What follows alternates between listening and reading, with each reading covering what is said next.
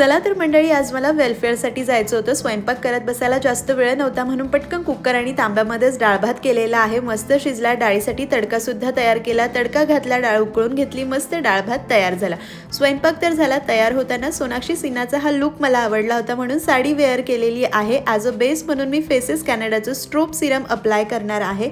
अगदी light weight आहे. Instant glow, all day hydration याने आपल्याला मिळतं. किती सुंदर ग्लो आला आहे ना.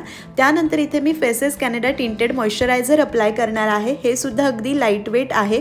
अगदी नॅचरल बेस तयार होतो. No extra layer needed, no extra money wasted, non sticky, perfect for humid weather.